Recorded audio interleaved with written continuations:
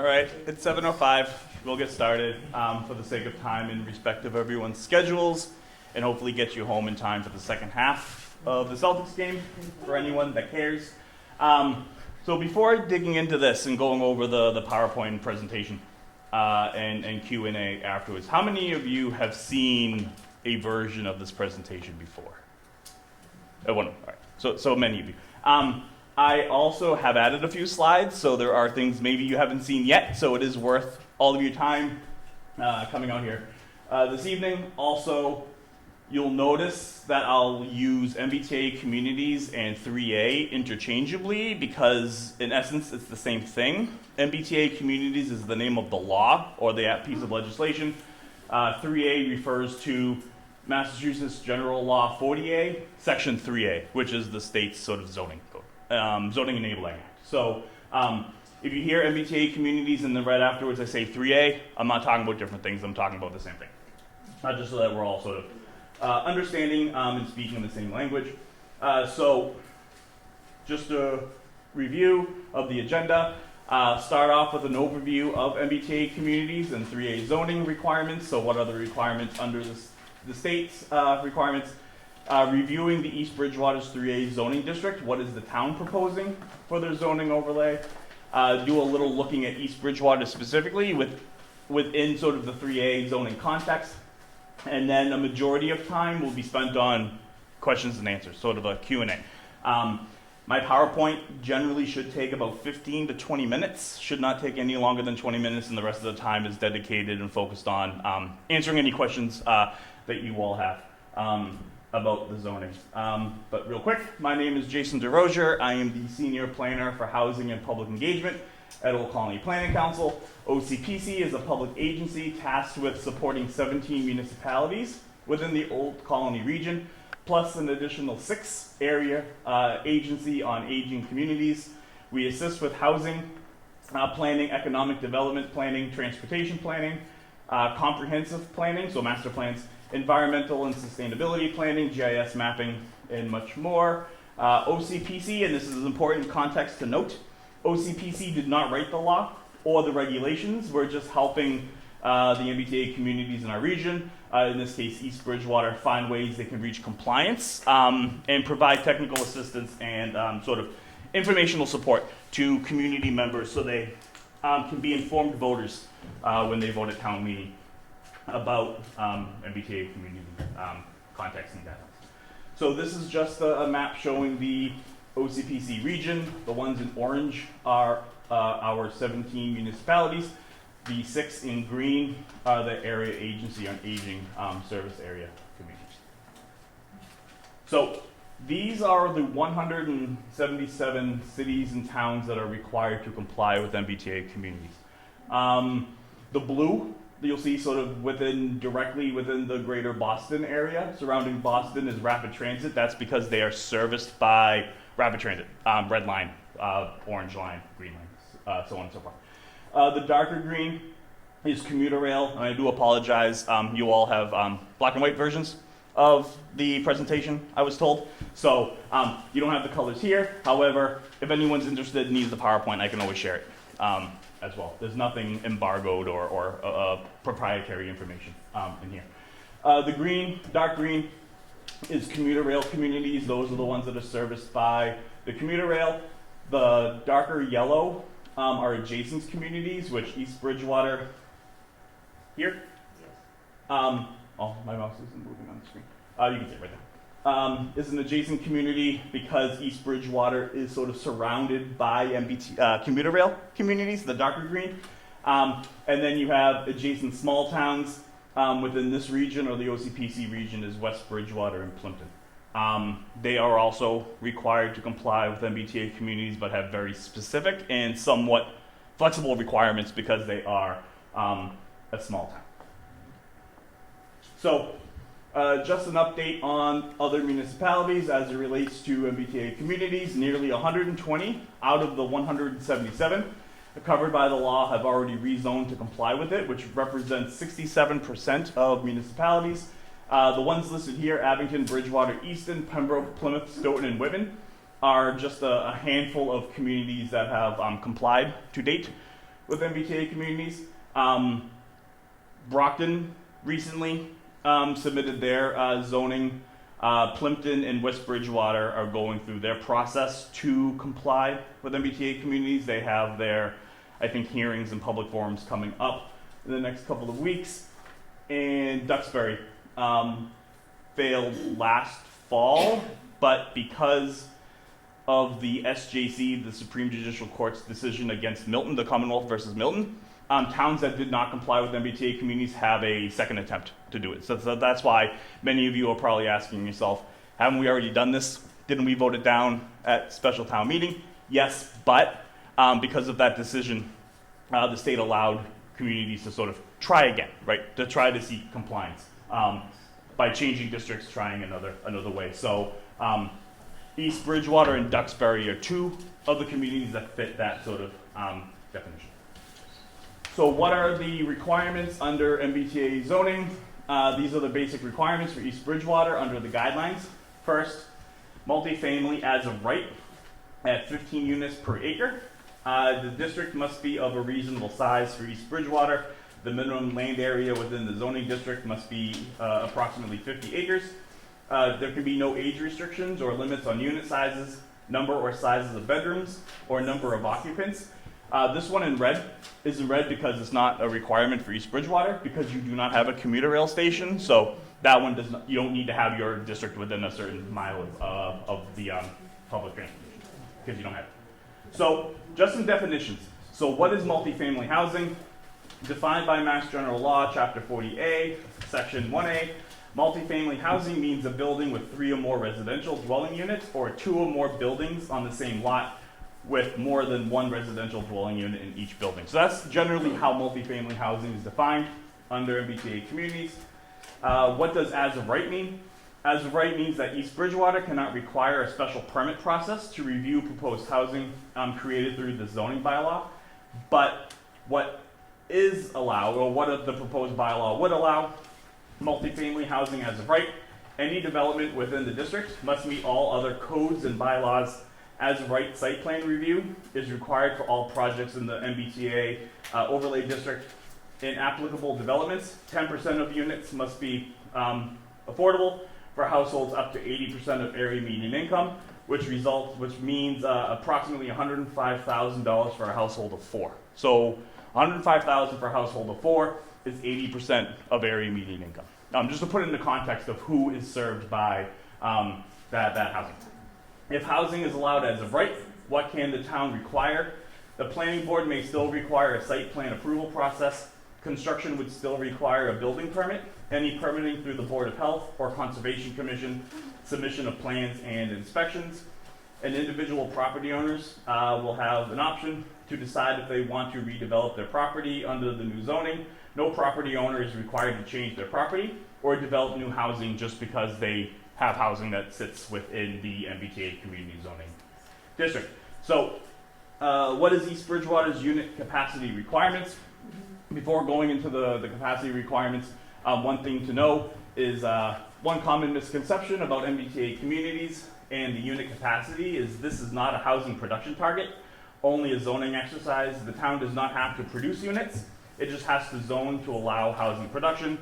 And when we see the district or the zoning area later on in the slides, you'll see that there are many sort of constraints and restrictions that would promote full build out of the zoning area, which we'll talk about a little bit. But so the reason why East Bridgewater is required to have a zoning district for 750 units, which I will say probably sounds like a lot, and sort of like much grander of scale than anything that you might sort of see in East Bridgewater. Otherwise, that number was generally developed through, a math equation from the state for each of the municipalities that fit under each of those sort of designations: rapid transit, commuter rail, adjacent community, small adjacent community. So the way that the math worked out is that it was based on the 2020 housing units. So the housing units for the town of East Bridgewater as of the 2020 census. There were 5,211 housing units in East Bridgewater at the time of the 2020 census. The 750 units is 14% of the overall housing units according to the 2020 census. And so that's how they sort of came up with that 750 number. And then again, the minimum density requirement is 15 dwelling units per acre for a zoning district of 50 acres. So it's important to note, the law does not require that multifamily housing be built. The law only requires towns to zone for multifamily housing so that it can be built in select areas. It does not matter what has been built or what will be built. All that matters is the zoning. If anything gets built within the districts, the actual density may be far less than 15 units per acre due to constraints that might exist for development. 3A is not an affordable housing law. The law does not require affordable units to be built. One misconception, or I think confusion, is that 3A is sometimes confused with 40B. These are two completely different housing laws. 40B is tied to affordable housing, and there is a development mandate as required under 40B. There's no development mandate as part of 3A, and there's no affordable housing requirements under 3A. And we'll sort of unpack sort of all of that in a couple of slides. The law does not require communities to pay for infrastructure to support housing development. If infrastructure improvements or expansions are necessary to make development feasible, it would be up to a developer, whether in East Bridgewater or another community, to provide the funds to upgrade the necessary infrastructure to make that development feasible. It does not come from the town. The town does not need to provide infrastructure.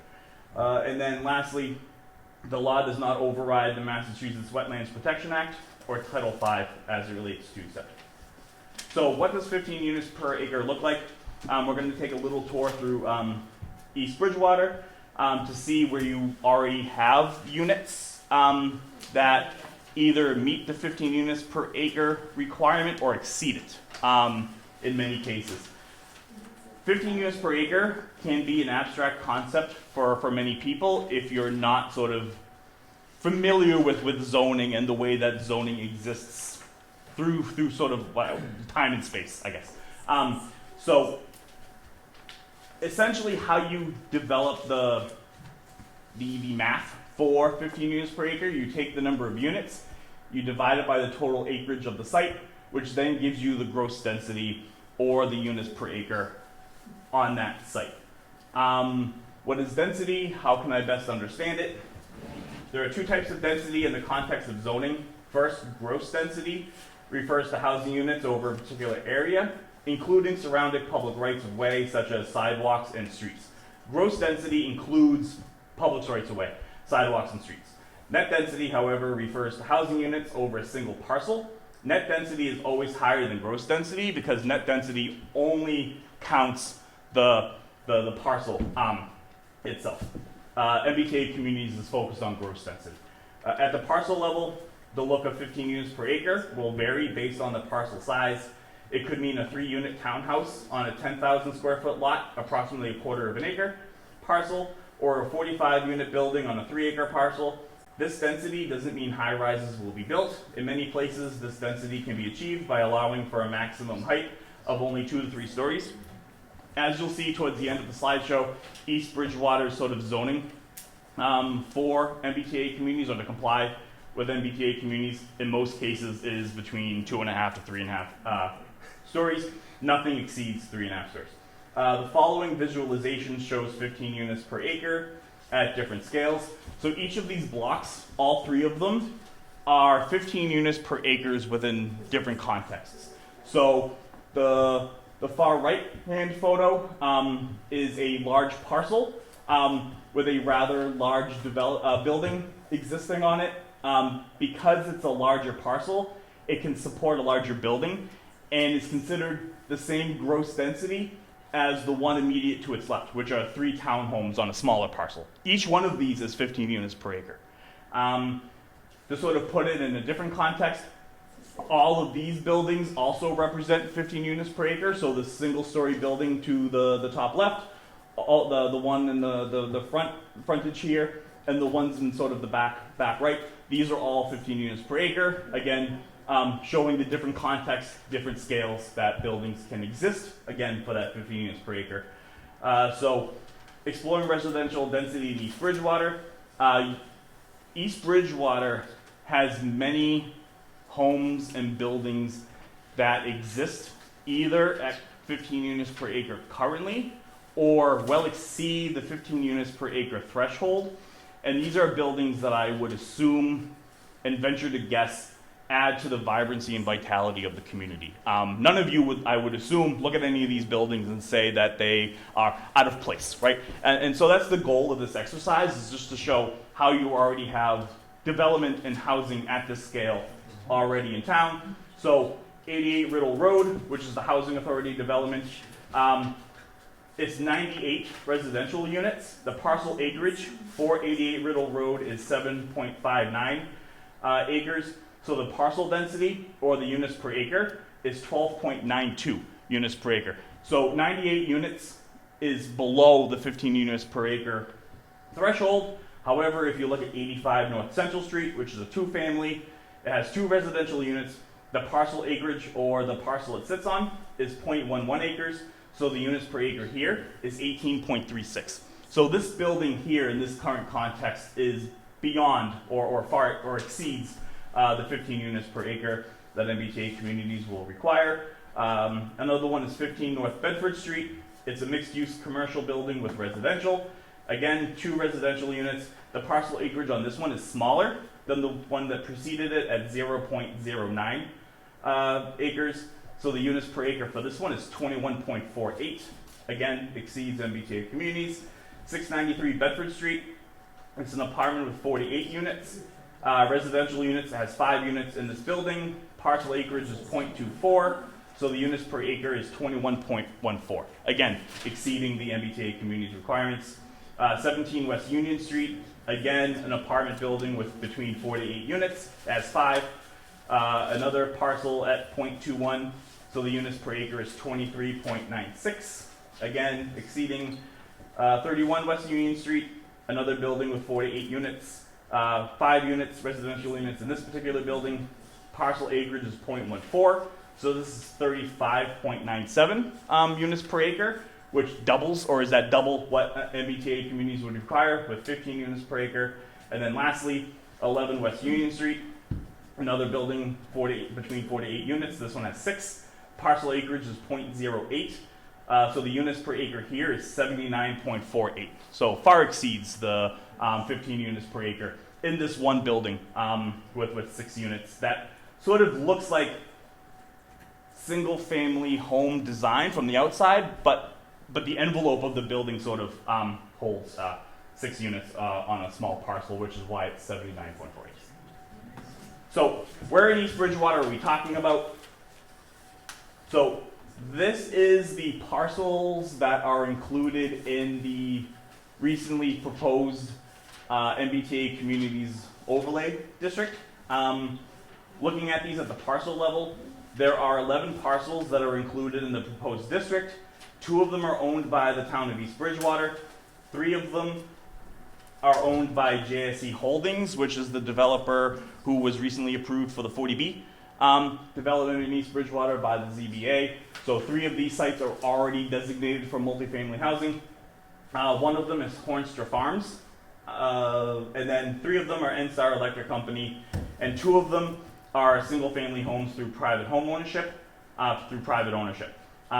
So looking at the parcels that are included in the zoning district, it's not expected, I would say, that any development of any of these parcels happen in the short to medium term. Given that 2 of them are owned by homeowners, and I would assume that they're not going to tear down their houses to build multifamily housing. NSTAR Electric Company, those are sort of owned by them, so those are not accessed by developers. Hornstra Farms, that's a field, so that's not going to be redeveloped, and then the town of East Bridgewater owns 2 of them. There will be some multifamily housing that's built because of this, and it is probably, I don't want to say the only multifamily housing, but it's expected that it will be some of the only multifamily housing that's built within this district, and those are already have been recently approved. So looking at it at sort of the a deeper level or a deeper context, the map on the far left is the zoning district. So just another view of this one. In light purple, the one in the middle, the darker purple, is sort of the zoning district, including wetlands and then buffers. So that green in here, in the middle of the zoning district, that's wetlands. So you can't build on wetlands. The gray that sort of surrounds the green are buffers. So you cannot build in those buffers either because they're protected as wetland buffers. And so what is developable under, or what could potentially be developable under the MBTA Community Zoning Overlay District is what's included in sort of the darker purple, which I have been calling Barney purple, is the developable areas minus the wetlands in the middle and the buffers sort of to the south of the district. So the district exists or is being proposed between Bedford Street to the east, the Whitman town line to the north, and then Winter Street to the west. And a large portion of the district are those parcels that are owned by JSE Holdings, which is the 40B development, which again sort of takes up a significant portion of this zoning area already. So, as I mentioned earlier, much of this land is categorized as wetlands and cannot be developed on or built on. These are the dimensional standards that are being proposed by the MBTA Communities bylaw. As you'll see, the max sort of story, it maxes out at 3.5 stories, and that's for 12 residential units. Now I would say because the market will determine what ends up getting built as part of MBTA communities, I would expect that you would not see a lot of larger residential buildings. What you would probably see is what was shown in the previous slides, which already exists in town. So again, what happens for municipalities that fail to adopt zoning changes? If at any point the state determines that an MBTA community is not in compliance, that community will not be eligible for funds from these sort of grant programs, and I'll go through those in a second. Failure to adopt these changes potentially expose the town also to lawsuits, including from the state attorney general and potential fair housing enforcement actions.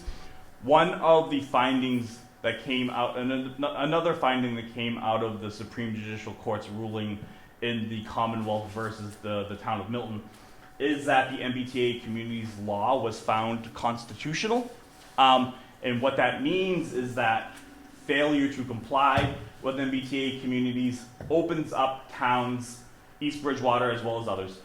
So I'm not singling out East Bridgewater here, but for any town not in compliance with MBTA communities could potentially sort of get sued by the Attorney General's office, which is which is realistic, I suppose. And I don't like sort of leading off with the sticks with this, right? However, it is I suppose a reality that could potentially happen if the town does not comply. So the grants. There are 13 grant programs that a town may lose access to if they're not compliant with MBTA communities. These are MassWorks, the Municipal Vulnerability Preparedness Grant, Planning and Project Grants, Community Planning Grants, Land Use Planning Grants, House Choice Initiative, Local Capital Projects Fund, Massachusetts Downtown Initiative, the Rural and Small Town Development Fund, Brownfields Redevelopment Fund, Real Estate Services Technical Assistance, Commonwealth Places Program, and Local Acquisitions for Natural Diversity Grants. And now, there are some municipalities that rely on many of these grants, and there are other municipalities that only depend on a few of them. And so, the mix of these grants is different at the municipal level. What's not included here is what's sort of considered discretionary funding. Any funding that goes before the governor is considered discretionary. So those don't have to be listed here for them to potentially be at risk of being lost due to non-compliance with MBTA communities. Some of those discretionary funds are tied to library grants. So I did do a bit of research to find out what additional discretionary funding may be lost to a municipality. There is a line for a number of library grants that says that if a municipality is not in compliance with the rules and regulations of the state, they may not be able to access the grants. Now the question is MBTA Communities one of those rules or regulations? It doesn't spell it out, it's just discretionary, so there is a chance. Similarly situated are Council on Aging funds, which are also considered in many cases discretionary, which has similar language attached to it. So it's not to say if a town, East Bridgewater or another, is not compliant with MBTA Communities, if they would lose, certain funding for their Council on Aging senior centers. However, because it is discretionary funding, it could sort of be at risk for non-compliance. So just so that everyone has that information. So how has East Bridgewater used some of these grants that were listed on the previous slide? Below is a list of some of the discretionary grants that the town of East Bridgewater has received from the state of Massachusetts within the last few years. So I looked at fiscal year 23 through fiscal year 25, which ends on June 30th of this year. The Complete Streets program in fiscal year 23, $290,096 was received to fund new sidewalks in town. In fiscal year 23, $300,203 dollars received through police grants to fund the hiring of additional police officers. In fiscal year 24, $127,000 was received through the Community Compact IT grant program to fund a project that will locate and digitally map the town's drinking water system and integrate it into the townwide GIS system. And then in fiscal year 25, again the fiscal year that's ending at June 30th, there was $100,000 received through the Green Communities grant program to fund the weatherization at the Council on Aging, Fire Department, and the Department of Public Works properties. So my last slide before going into the Q&A, this is just a timeline of the schedule for this process in working with the town around the 3A compliance process. So ongoing between April and May, presentations to town boards and commissions. I've already made a number of them. Many of you have been in those spaces. I have another couple scheduled for next week. Public meetings, pop-ups, and gatherings. After this, I'm going to show, also, if any of you got the one-pager, front and back, the FAQ, I'm going to be sort of sitting at Restoration Coffee a couple of times for anyone who wants to sort of come for a coffee, talk about this maybe on a smaller scale, one-on-one. If you have questions, something doesn't make sense, I'll be there. So feel free to join me. And then April 23rd, which is this evening, is the public forum. On May 5th is the planning board hearing. May 12th is the town meeting. And then lastly, July 14th is sort of the deadline, the state deadline to submit the district compliance application with the adopted map and bylaw if MBTA Communities gets adopted at town meeting. If MBTA Community does not get adopted at town meeting, then that July 14th date is not important because there'll be nothing to submit. And so that's just on there to show sort of like what that end date or finish line essentially could be. So now I'm going to open it up for questions and broader discussion. However, I like to have sort of like ground rules to sort of help ensure that it's a productive dialogue. So I just ask that everyone speaks clearly when you speak. State your name and address for the record. I don't know if Charlie needs it or wants it, but just at least say your name. We commit to acting and speaking in a way that is respectful to one another. Please limit your questions and/or statements to 2 to 3 minutes, and try not to repeat a question that has already been asked so that we can accommodate everyone who would like to speak. Town and OCPC staff will try to answer all technical questions. I'm able to answer most, if not all, technical questions. However, if there is a question that I don't have an answer to, I will be sticking around for a couple of minutes to sort of break down. And so if I'm not able to answer your question, I will get your contact information so I can find the answer and I will get back to you. I want to make sure that everyone has all of their questions, regardless of what they are, answered in a way that is understandable and accessible. So if I'm not able to answer a question this evening, I commit that I will follow up via email if I don't have an answer for you this evening. So that's my contact information. I can leave it up here for a minute if you need it, and then I'll just pull up the dates for the coffee hours in a second. Sorry, that's what I thought.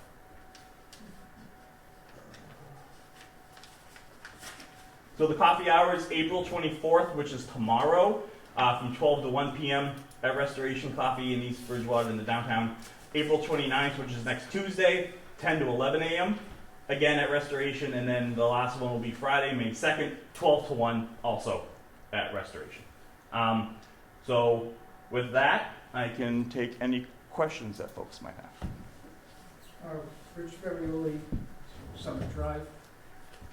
When is the actual meeting that we vote on? The town meeting, The that is 5th or the 12th? that is scheduled for May 12th. The 12th, okay. May 5th is the planning board hearing, which is just another hearing for the planning board. There's no vote by the residents. The vote by the residents is at the town meeting on the 12th.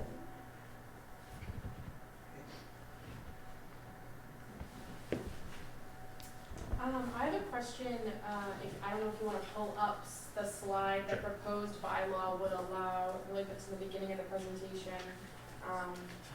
My name is Catherine Mullen as well. The proposed bylaw would allow, okay. So in multifamily housing as of right, and the last bullet point in that, in application developments, 10% of units must be affordable for households up to 80% of AMI. Mm-hmm. Could you please explain the difference between that and Chapter 40B, just so that the residents here can understand that difference? Because I know housing can be. So in the East Bridgewater MBTA Communities Overlay District, I do not believe that there is an affordability requirement as part of the zoning. Now, some communities have required affordable units as part of the overall zoning. Whitman, Plymouth, Kingston, a number of them have inclusionary development policies, which allows for the inclusion of affordable units. The difference between MBTA communities and 40B is that 40B requires affordable housing to be included in the residential developments. In order to hit the sort of the threshold of 10% affordable units in the community. And so 40B requires affordable housing for households up to 80% AMI. MBTA communities allows for it but does not require it. Okay, so if developers were to come in, they would not be able to, they would not be required for 40B. No, and if the zoning bylaw does not have a provision in it that allows affordable housing, they don't have to do any of it. So essentially, and I don't want to scare anyone or cause any anxiety that is unnecessary, but let's say the 750 unit number. You could, in essence, under MBTA communities, have 750 luxury units as part of MBTA because there's zero affordability requirements. There is a affordability requirement on 40B, so that's how it's sort of. Okay, and then I just have one follow-up for that, if that's okay. Sure. My question is in regards to the discretion of the governor to be able to, strong arm the town of East Bridgewater and say we will not allow these grants. Now, say we do, the developer does come in and build the 750 units, and they're all luxury units. Mm-hmm. Now, does the governor have any ability to use her discretionary powers to prevent grant funding because we did not do 10% affordability? No, because that affordability threshold is only like an add-on and not a requirement. And so if you have zero affordable units within your MBTA community zoning district, there's no penalization for that, like there would be for 40B, which again is an affordable housing requirement, or has an affordable housing requirement. So the governor couldn't say, I'm withholding these grants, or whoever the governor is, can't say we're withholding these grants because you have zero affordable housing, because that's not a requirement under 3A. I'm confusing myself already. Okay, no, you're good. I have one more question, but whoever else wants to follow up. Okay, I do have a question too. Jennifer House Forest Trail. In follow-up to that question, every planning always has a phase 1, phase 2. Let's say the town does approve this new zoning. 10 years out, what's phase 2? we know, is that gonna be coming next? If we build these 750 luxury units because we didn't comply, will phase 2 be, now you need to bring in the affordable? Because we're not complying Yep. in that rate. So No, will there no, be no, that no, no. phase Yeah, 2 no, I to get your bring question. those in? Yep. No, so most development, because these are all sort of like individual owners and different owners in some cases, any development that comes from this will have to be phased, right? However, because of the, we're going to go to the zoning map. Because many of these parcels are also constrained by wetlands, it's highly unlikely that you're going to be able to get 750 units in this zoning area just because of the parcels that are available, the ownership of them, and sort of the sort of the constraints that exist within the zoning district and area. Now, some communities, and I'll use the community where I live as an example, Whitman, passed MBTA communities during the first sort of phase last spring.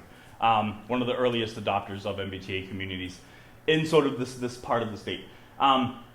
The reason why they ended up adopting MBTA communities was to target areas in town for 40B development. Now, 3A is not an affordable housing, does not have an affordable housing requirement as, you know, the previous answer. However, multifamily affordable housing under 40B does comply with MBTA communities. And so rather than have developers come in and say, I want to put, you know, a 40B development there and here and here and here, it allows for the direct targeting of those multifamily housing in areas that can support multifamily housing, while also trying to preserve, you know, green space, open space, other areas that the town would like to protect. And so it's a way to sort of strategically target. Now, the question you asked is a little hard to answer because the market determines everything, particularly housing. And so I would say from a market condition or a market perspective, you probably would not see, again, the number of units proposed under this. And you probably would not see any residential development outside of the 40B development that was recently approved in town added to this district within the next, you know, 5 to 10 years. This is sort of like long-term sort of planning out if development happens here at all, outside of that 40B. So Rachel Tedesco, St. John Rock Ave, and so it sounds like if we rezone this as a 3A zone and allow 40B development there, it would be an advantage because we're pairing the two goals together. Yeah, I mean, some towns have looked at it that way. And I want to be upfront in terms of the motivation and the way that this exists as a planning tool, zoning and planning tool. Now, there are a number of communities that have zoned their 3A or MBTA community zoning district in areas to spur housing development because they want housing, they need housing for whatever reason. They determine that they need or want housing. That's one tool. Other communities have targeted their district to achieve what is referred to as paper compliance, which is sort of compliance in the spirit of the zoning exercise, with the understanding that no development will happen in the short, medium, or even long term. And so some communities have zoned their MBTA community zoning overlay districts over recently developed shopping malls or shopping centers. They're not going to tear down a shopping center to build multifamily housing that was recently built. In Duxbury, one of their proposed districts is over a new condo building that was built, 60 condos. The town's not, or the developer's not going to come in to tear down 60 condos to build, you know, higher luxury unit housing in Duxbury necessarily. East Bridgewater, because of the zoning area or the area that's being zoned under MBTA communities, would fall more in line with that idea of paper compliance, a sort of zoning for an area to sort of go through the zoning exercise without sort of building anything, or the understanding that anything would largely be built, again, other than that 40B development. East Bridgewater is not using the approach that other municipalities have used to try to spur multifamily housing. It's to sort of comply with the law to not sort of put yourself at risk of a lawsuit or losing grants. but to be in compliance in an area that probably will not see much, if any, housing, again, other than that housing that was recently approved by the 40B process, the ZBA. And a second question then, isn't Mayflower Village proposed for that area? Am I wrong? I'm not familiar with Mayflower Village. I know the residences at Meadowbrook. Oh, Meadowbrook, I'm sorry, Meadowbrook, Yes, that's the 40B development that was mentioned previously. right. hmm So, That's the multifamily housing that would largely be expected in this zoning area. so it's not as if we can't have that built there? There's no shopping plaza there, or are there? No, and that project, again, that residential project recently was approved, and so that's already sort of designated for the parcels of it.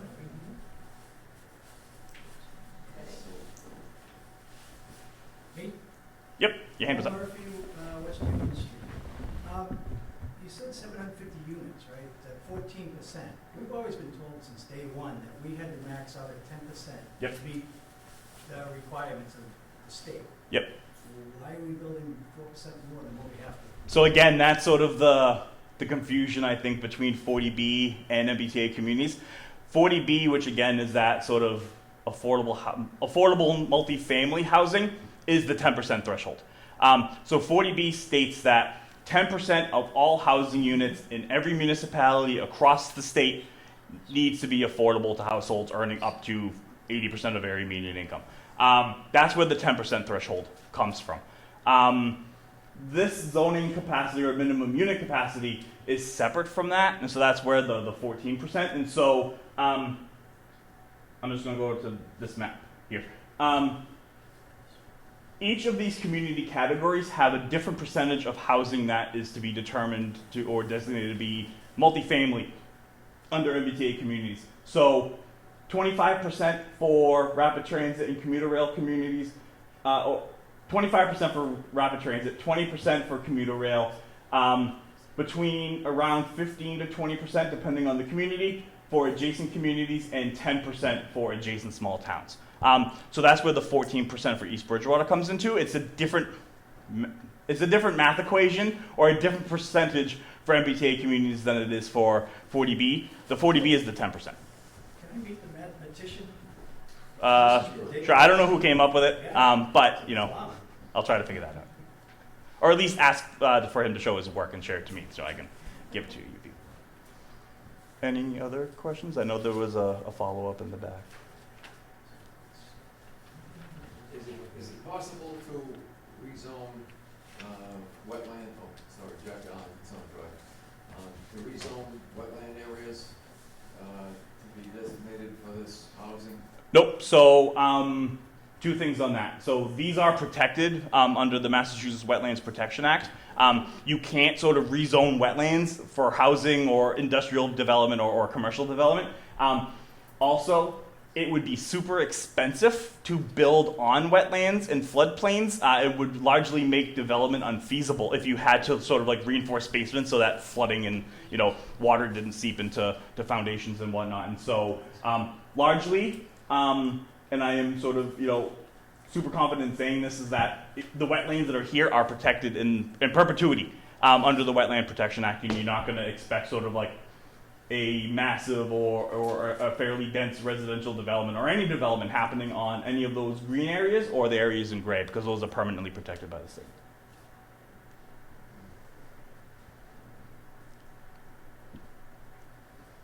Other questions?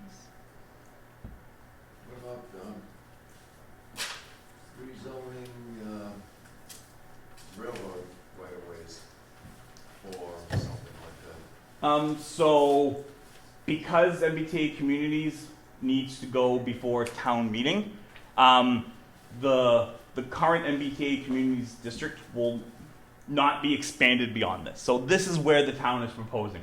Now, in years from now or whatever from now, if the town wants to explore those types, that would be another process, but that's not connected to this at this current time. So we're focused on this Yep. particular area? Yep, just this area. So if you remember, if you attended special town meeting in the fall, East Bridgewater had two zoning districts, the downtown area and sort of this area. The town has decided to sort of strike the downtown as a zoning area and just focus on this one. Now, if the downtown was included, that would be a different conversation than maybe than we're having this evening. But because it is this and there's many constraints that exist on this current zoning area, again, outside of that 40B, that's at least most of the housing that would be developed on this parcel. On this, As I understand, the downtown area was a hazardous waste site, and they, last I knew, they have applied for a grant to finish cleaning it up. Yep, the brownfields grant. Yep. Mhm. State the one across the post office? Yes, yes. And that's going through a separate process, not incorporated with this. It's on hold right now? Which, if you want to tour that, there's a whole other fence there. So, I go by that street every day. if we turn this down and the Mhm. town vote. Yep. We could be denied the money that would have clean up the brownfield across from the, post office. Right. Yes, So we would be punished in a way, you know, Yes. for not adopting this, yes. For state funds anyway. Yep. for state funds, Yep. yeah. And there was a brownfields sort of fund that was on that. That was as well as MassWorks and other state funding. How many units are they proposing here? At Meadowbrook or as part of this? Meadowbrook, and then wasn't it Winter Street also? There was gonna be some more? Yep. So that's all included in the one development. I don't have the numbers for Meadowbrook. I can answer that. There are 80 condominiums, townhouses proposed that were approved as part of that application off of Winter Street. Then there were 4 apartment houses off of North Bedford Street on the other side of the development. 2 of them are 40-unit buildings, 2 of them are 30-unit buildings. So there's 80 and 140 for a total of 220 units combined. Okay.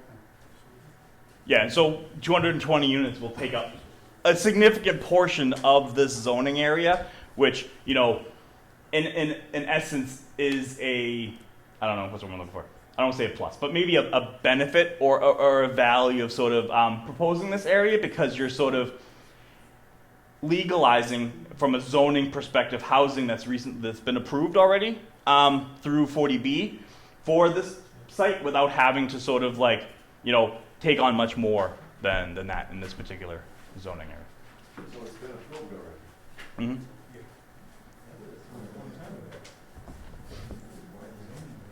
Without being approved, do we know what the current number would be and how many additional we would need in order to comply with this? Short answer, no. Well, Well, I mean, if we don't have this approved, the state's still looking for 50 acres of land that can be developed at that 15 units allowed by right. So it's either this site or if the town wants to be in compliance, we'll have to pick a different site. So the number that we need still applies whether this passes or not. and from the compliance standpoint, you don't ever need to reach the 750 or any To build. housing to build. You don't ever have to reach 1 unit. It's just saying that you have to zone for multifamily housing, not that you have to build multifamily housing. So as long as East Bridgewater, in theory, on record, has a zone that allows multifamily housing as a right in town, whether anything gets built on it or not, the state will not look at that as you being not in compliance if you don't build anything, right? In many cases, like I said earlier, there are municipalities that will not build anything as part of their MBTA communities district. There are others that will develop. All that matters from a compliance standpoint and from a state standpoint is that you have a 3A zoning district in town, and it doesn't matter if anything. So the state's not going to say you only have 220 units out of the 750 on here, we're going to penalize you, right? They're going to say, oh, you have the zoning district and you have 220 multifamily units there, you know, good job. And you'll get sort of, you know, maybe credit for grants that you might not have gotten before because you have a zoning district with multifamily housing in existence on it. Any other questions? Catherine, do you want to ask your follow-up? So if you could flip to the slide, how has East Bridgewater used these grants? I just wanted to have those up there, but a question I specifically had was, in regards to the MBTA zoning, it Mhm. is at the governor's discretion whether or not she takes these grants away or allows the town to have these grants, correct? And this goes at a yearly grant application basis? Okay, and then, so, for example, this law was created under Baker and Polito, and I know their understanding was that they weren't gonna use, the hard stick in order to use this. But so with every different governor, it could be different. We could have the next governor who decides not to. It is all at the discretion of whoever is in that elected position. From the discretionary standpoint of the grants, that's correct. Yes. Yes. Okay, Yes. okay, thank you.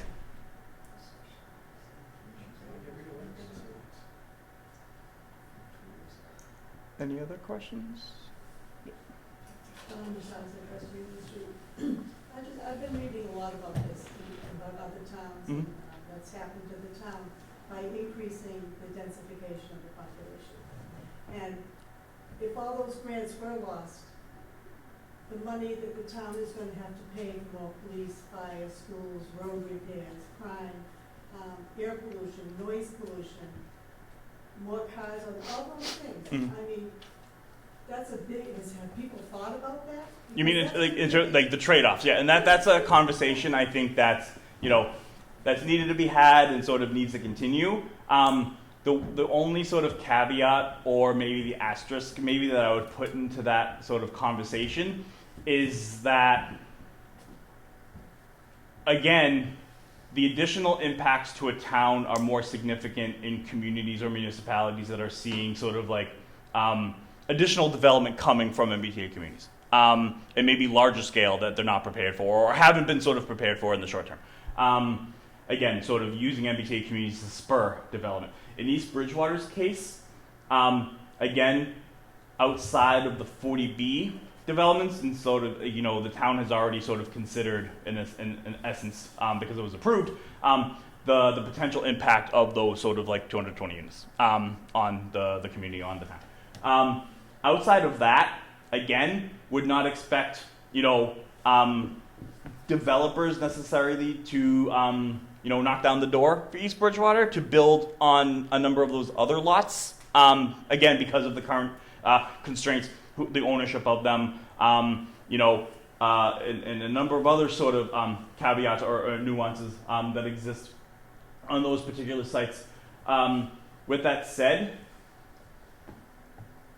some initial, and I just want to sort of preface that by saying initial sort of scenario sort of planning for the medium to longer term would say that any development that happens under MBTA communities for this particular part of East Bridgewater would be done in multiple phases, and those phases would be supported through increased tax base of people coming in, living in the previous phased development. And I did do some, one of the impacts that a lot of people talk about are schools, the impact on schools. I do want to talk about, just because I did the math and I did my homework, and I can show people the numbers if they want them. But between 2010 and 2025, there was a 15% reduction in the student population in East Bridgewater. Now, if you use the general math for children and families living in multi-family buildings, at full build-out, 750, and I want to preface this by saying you're probably not going to see 750 units, but I just use that at the maximum, right? The generals for all unit types, whether it's studios, 1 bedrooms, 2 bedrooms, or 3 bedrooms, the average students per unit is between 0.2 and 0.3. So at the 0.25 threshold, student threshold for 750 units is approximately 188 students, again, broken down between sort of elementary, middle, and high school. A number of them were sort of the elementary level, 50% I think I saw. And then 0.3 students per household at 750 units would give you 225, which is, again, lower than, both of them are lower than the amounts of students you've lost between 2015 and 2025, which was 275 students, and most recently between 2020 and 2025, that 5-year period, 203 students. left the school district for whatever reason. So the potential net gain of students are still below the number of students you've lost over the last 5 years in town. That's more of my concern is as we continue to develop in the other communities, let's say we pass this or we don't build, we see so many other communities already developing and driving down any one of our little roads, so they're all becoming side roads and main roads. That's where I'm concerned, that even if we don't develop, we're still gonna incur a lot of expenses just to maintain our roads because of the development around us. Yep. And that's where I'm kind of leaning in. Yep, and I will apologize for my part. Living in Whitman, I drive through East Bridgewater every day. Going between Brockton and Bridgewater. I teach part-time at Bridgewater State University, so I'm on the roads a lot.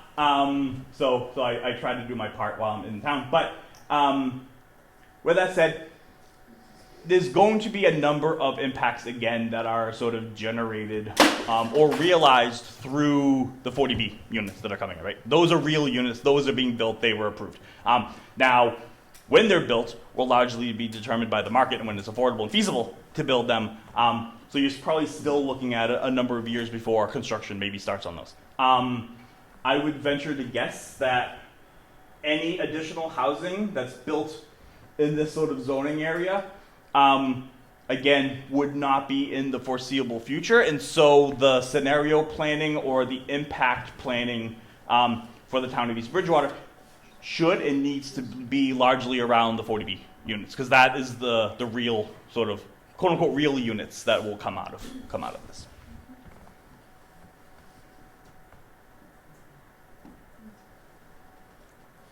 Any other questions?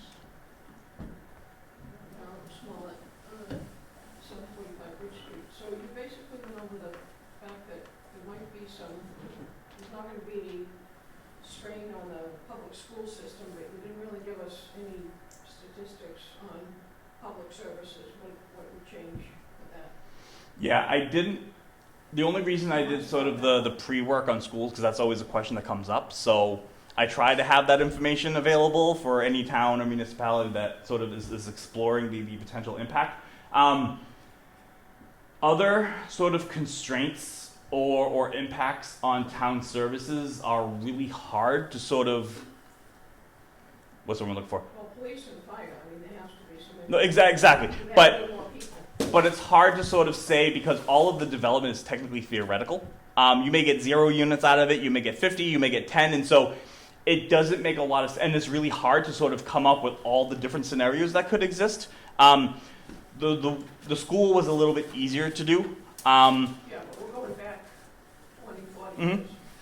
Yeah, I would say, Change.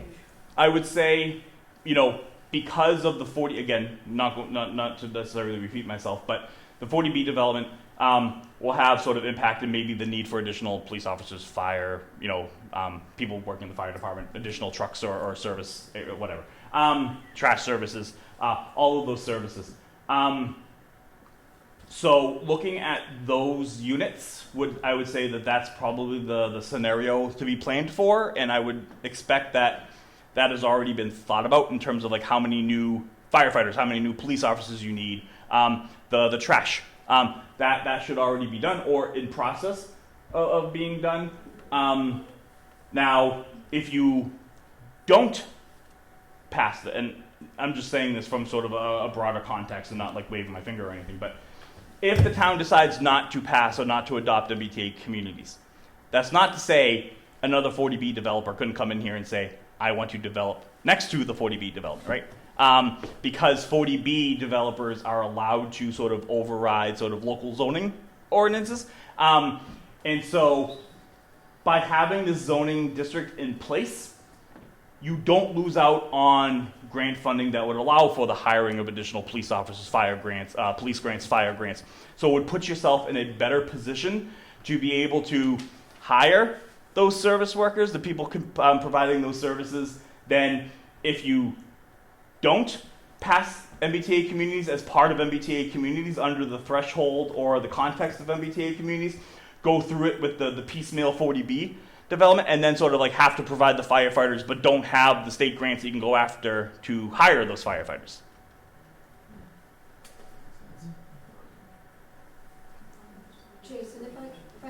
sorry, Denny. So my name's Mary Waldron, I'm the executive director at Old Colony Planning Council, and we actually spent a lot of time, spent a lot of time in East Bridgewater, working with the master plan, the discussions for today, in terms of zoning, but economic development.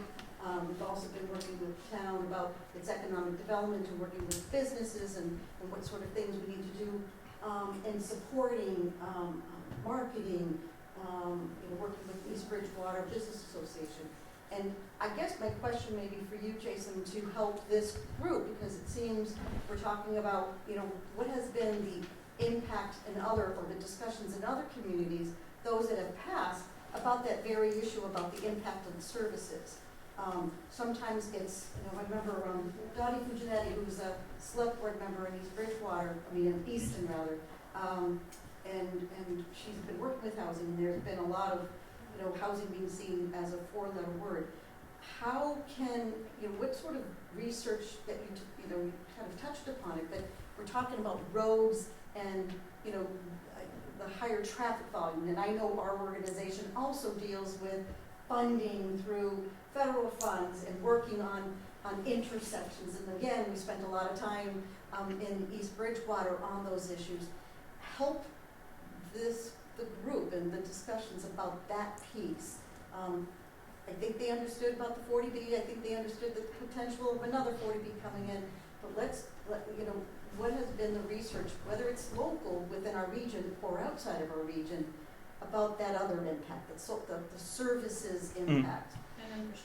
And infrastructure. Yeah, so again, you can do very detailed technical economic impact studies or assessments for multifamily housing of all different scales and sizes and contexts. However, that's a very labor intensive and sort of long-term sort of process. We're not getting paid for it. Yeah, there's a part of that, right? But it's also because of the technical, or because of the theoretical nature of all of this, right? Again, sort of like you're not mandating housing be built. You're only sort of mandating that you have a zone for housing. So it's hard to say, you could do a scenario for 10 units, you could do a scenario for 50, you could do a scenario for, hundreds of units at 100 unit intervals, with all have its own sort of like process. And so unless there was a sort of realization or an understanding of how many units are to be expected here, it's hard to sort of lay that all out from a technical standpoint. And because East Bridgewater, the town has decided to put their potential zoning overlay in an area that will not support the full build out of 750 units, it doesn't make sense to use that as the number, because that's going to just cause a lot of anxiety unnecessarily, because you're not going to see that many units. I could maybe, and I'm not making any promises just because of the amount of time that it takes, but maybe for town meeting as part of the research that I'm already doing, if it makes sense, because the question has come up, I could look at sort of, a threshold of 250 units of, using the 40B as an example, maybe a couple of other units above the 220, on what kind of impact that might have. And one last thing on that, Jason, I think there are plenty of other examples in communities that have gone through this. Maybe our contact with Katie Lacey at the state to say, listen, this issue has come up, and what are other communities similar in size, similar in makeup, and similar in terms of demographics that might have at least some history with that. Yeah, and all my research, so I have a pretty massive spreadsheet that I have that I've tracked all of the MBTA communities in terms of all of this information. So I have some of that information already, so if anyone's interested in sort of getting that information in the short term, I would invite you to come to one of the coffee hours. I'll try to have some of that information for folks. But also, I'll just put my contact information here. Again, if anyone wants sort of to get updated information as I have it, send me an email. That's probably the best way to get a hold of me, and I can just send you information about sort of that stuff. Just as a resource for residents to have this, whether they agree or they disagree, just as information. Are you able to share this with the town so they may be able to provide it on the website? Yep. Okay, perfect, thank you. I'm curious, because we've talked about the impacts to the town as negative, but there's also could be positive impacts. I'm wondering, will we have positive, more taxes because there's property, there'll be more taxes coming to the town? Does it have benefits to our small businesses, more people supporting downtown local businesses? Gas stations, the Happy Frog, local coffee shop, Yep. and those things. So I'm wondering what the positive impacts. Yep. So again, because the units are hypothetical, right? And so it's hard to say completely what those unintended or intended benefits could be, right? The realized or sort of secondary benefits from development. I think the way that other municipalities may be similarly situated to East Bridgewater, the way they have approached it is that they view the housing as a benefit. The reason why I'm not going to answer this particular question at this particular time as housing being a benefit of East Bridgewater's MBTA community zoning is because, again, outside of that 40B, there's probably not a whole lot of housing that will come out of this zoned area. So I don't want to say housing is a benefit because outside of the 40B, you may not see a whole lot of it, right? And so, the taxes and then all of that that's connected to the housing is also maybe not a realized benefit at this particular point in time because it's hard to say how much development, if any, again, outside of that 40B development will happen in this particular area, right? Now, how I would frame potential benefits is largely around the benefit to the town for compliance. And that is not losing out on any of the grants that the town probably needs to sort of like continue operations, hire firefighters, staff, police, replace emergency vehicles, so on and so forth, clean up brownfields, do sidewalks, infrastructure expansions, street work, complete street, all of that stuff. So that's a benefit, right? Not losing the funds, not losing the state funding. Another benefit would be, as I would see it, again, take this for what it's worth, but not having to expend funds that the town could use on other things, defending yourselves in court against the Attorney General in a potential lawsuit if a lawsuit is brought to the town, right? So by complying with MBTA communities, you're not saying, you're not opening the door to max development, if any development, right? Because again, it depends on a number of things. But you're also not putting yourself in a uncomfortable maybe or unattainable situation by losing out on grants and opening up the town for a potential lawsuit. So I would say the benefits at this point in time, not talking about housing or bringing more families and having opportunities for seniors to downsize or young families to expand, because that is a benefit for other municipalities. That might not be a benefit for East Bridgewater because again, the zoning, the area being zoned, does not support or will not realize the same kind of housing development that other municipalities will see, who will get those benefits.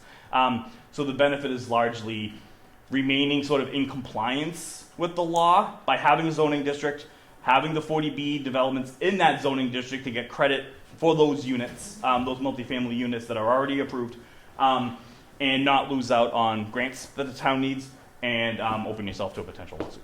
Now, you might not get a lawsuit, but it's always, something Jason, like. just go to the previous slide, just to review, sorry, I was looking for, there we go, the process. Today, obviously, the planning board on May 5th, you're gonna have these copied, at Restoration Coffee. Yep. To making yourself available, and of course, then you had your, contact information. You are always responsive, and it's, these are always the things that are available, so, thank you. Yeah, and just for, context, when I went to so I graduated from Bridgewater State as an undergrad. And I lived in East Bridgewater at the time. I lived on, Old Bedford Street? The one off Route 18 that cuts behind that liquor store. I lived in an attic apartment there with my ex at the time. When we had our daughter, we weren't able to stay there. And so I wanted to stay in East Bridgewater because I was close to school. but was outside of like Bridgewater with a student. I was older. I was 25 when I started, 24 when I started college, so I wasn't into like the party scene. Didn't want to go to Bridgewater for a number of reasons. So I ended up having to move well outside the area, further away from school, because there wasn't sort of like housing options, right? For me. Now, for other communities, you know, again, that housing piece is important, but just put in terms of context, I'm connected to the town in a sense, in a way. I like East Bridgewater and sort of what makes East Bridgewater sort of unique in sort of this broader region. And so whatever I can do to sort of help you get the information you need to sort of be an informed voter at town meeting, certainly feel free to contact me. Again, come to a coffee hour. If not to talk about housing, you know, I can talk about all sorts of different things. I like coffee. But, you know, I invite you all to sort of like come out and join me, anyone watching this as well. To sort of, you know, come to any of the coffee hours and sort of ask any questions that you might have. Or email me and I can get you the information around those other pieces.